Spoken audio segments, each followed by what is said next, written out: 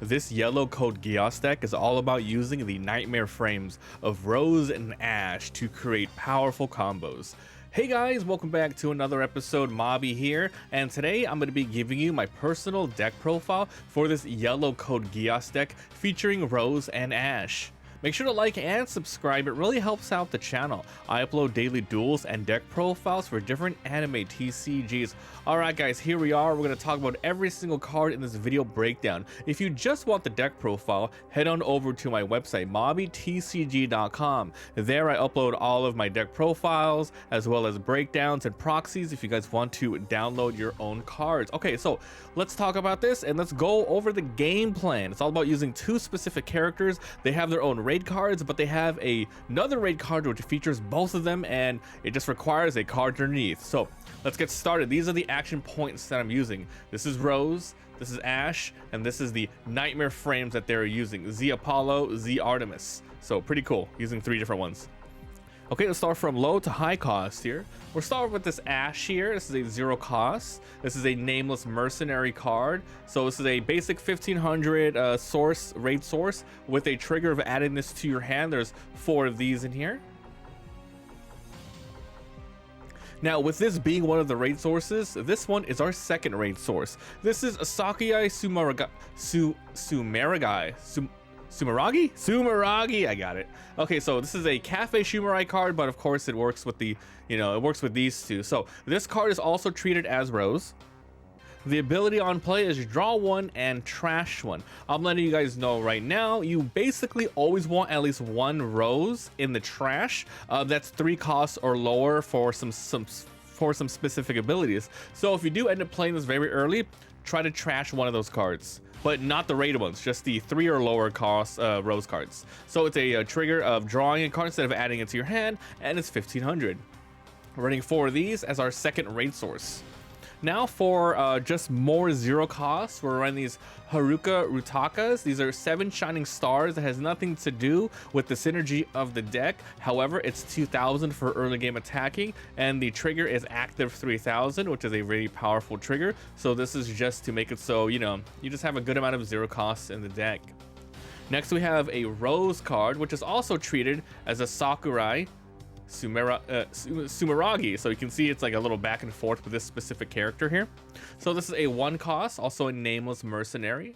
On play, look at the top 4, reveal 1 Ash, which is these cards, or a Nightmare Frame, which is KMFs, which is going to be your late game raid cards in this deck.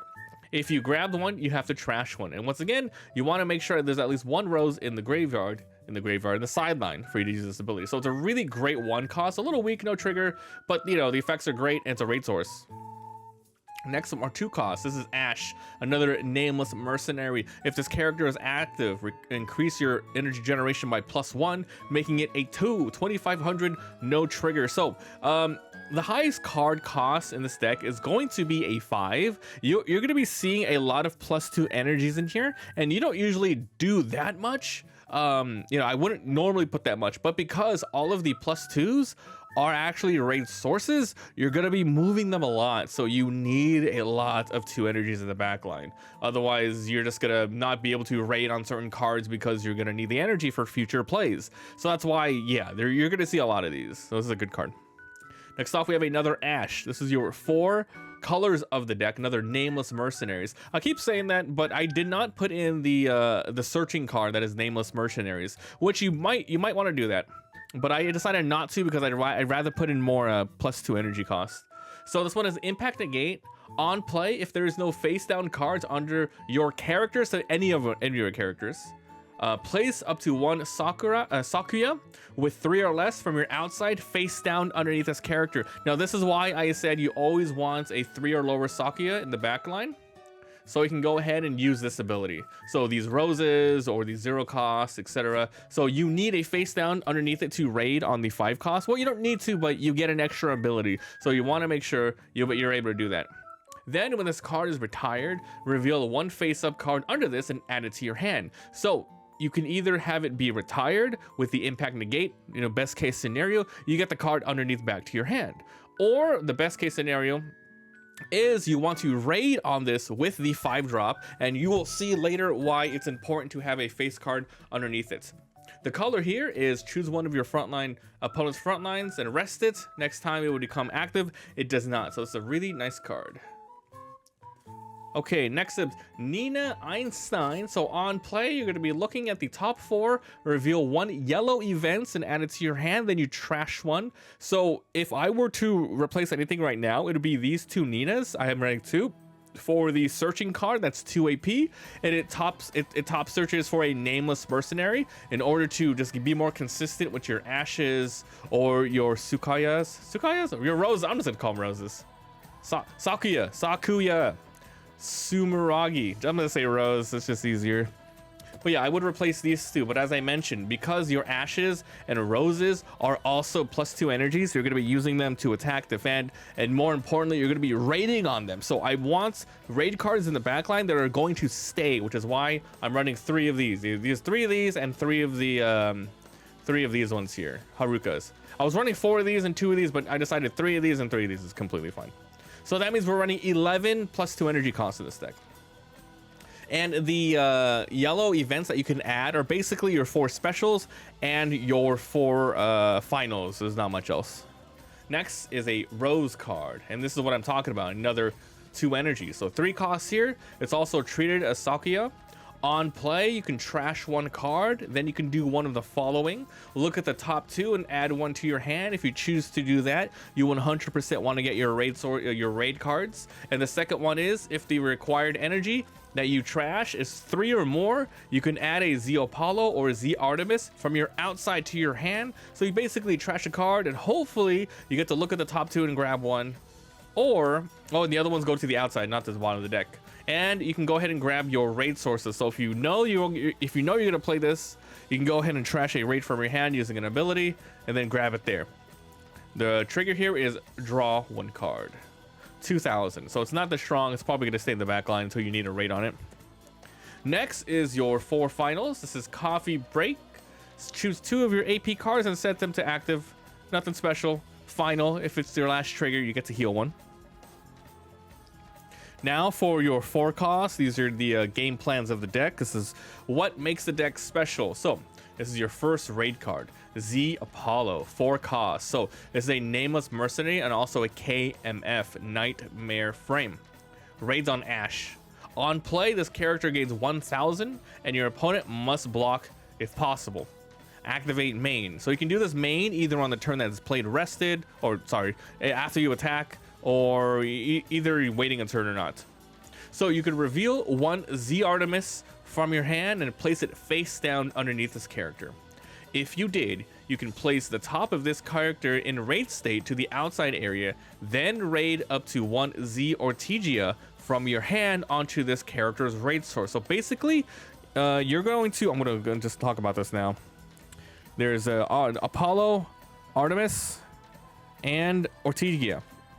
It's probably easier to talk about them right now. So all of these 3 work together. So let's go ahead and talk about this one first. So if you have both of these in your hand and you want to play either, you can play either or. So you play this raided, then you can grab the Artemis to put it underneath. Then you would take this raid card and put it away. And whatever you had underneath there, let's just say, for example, what the hell? Let's just say you had a Rose for some reason. It would be Ash, but let's just say you had a Rose. It would be like this, and then you raid on top with the Z Ortegia. And then you're going to be able to use the Z Ortegia's ability to remove a face down card. So there are 12 ways right now in this deck to get a card face down underneath. It's either, let's see, where's the Roses at? So it's either using these color Ashes in order to put a Rose 3 or less from your trash to the bottom, and then you raid with the 5-drop here, or you raid with Artemis with an Apollo in your hand, or you raid with Apollo with an Artemis in your hand. And basically the whole goal is to get this guy out. So 12 ways to get this. You can still just use it as it is without having a card underneath it in order to raid, but it's better if you have the raid stuff. So let's go back really quick and talk about the other abilities that the card has, but I wanted to let you guys know that that's the game plan. Okay, So that's it. You go ahead and reveal one, drop it, and then you rearrange. Or you can activate main, discard 2 once per turn. This character gains impact. Now, that's not that crazy. However, it's good if you need to use it to close out a game, because getting rid of 2 cards is kind of rough. On play, it's even better. 1,000 and they must block if possible, plus impact. Fine. So it's nothing crazy. It's only 4,000, and the trigger is raid if you can, or grab. Now we have the Artemis's, which raids on the Roze card. So on play, draw 2 and trash 1, which is a great ability. So if you have both in your hand, hopefully you can use this one first, because getting an extra card is worth it. This one is more of an attacker, but if you're planning on using this and, you know, raiding right away, you want to do this one instead. So the second ability is the same thing as this, but swapped. Reveal 1 Apollo, put it on the bottom, then take this card, trash it, and then raid with an Ortegia. So this one is only a rare, and the trigger here is add this to your hand instead of raiding it.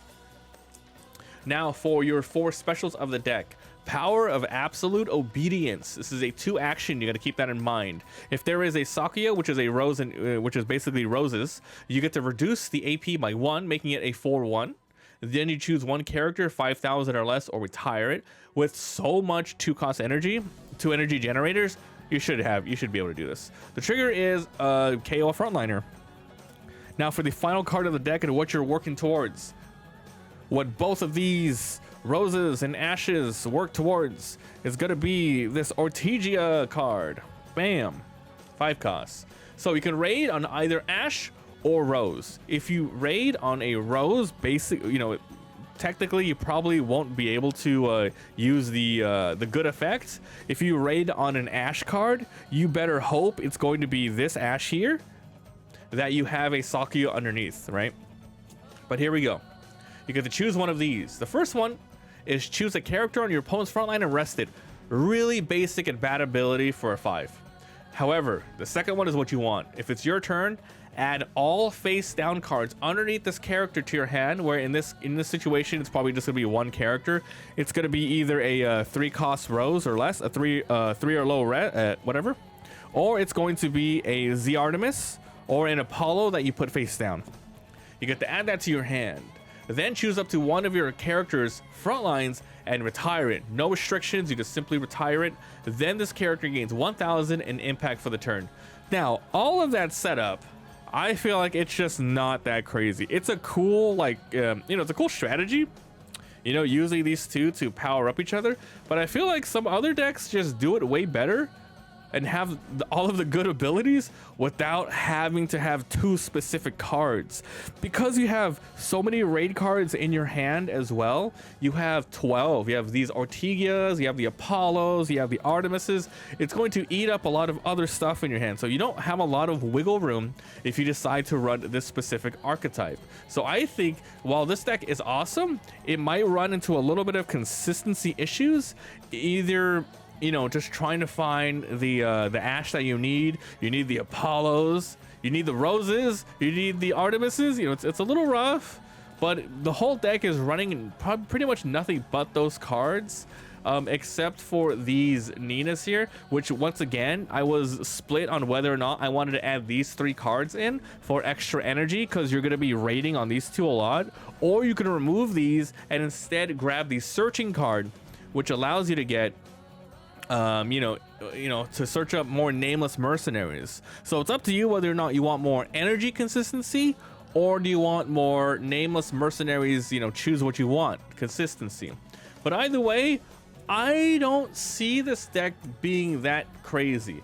The fact that you have to go through so many steps in order to simply have a basic card, a basic 5-drop that's only 4,000 after you attack, of course. It's an impact of 1,000 just for 1 turn. I feel like it's whatever. I feel like this should have been a 6-drop, 5,000 power all the time, and you can, I don't know. It just feels like it feels a little underwhelming, but we'll see how it goes. We're gonna try in a bunch of duels. So that's it, guys. Thank you so much for watching. And if you guys want to see the deck profiles of anything we put on the channel, head on over to mobytcg.com. A lot of things for you guys for different anime TCGs. That's it, and I'll see you guys next time. Bye.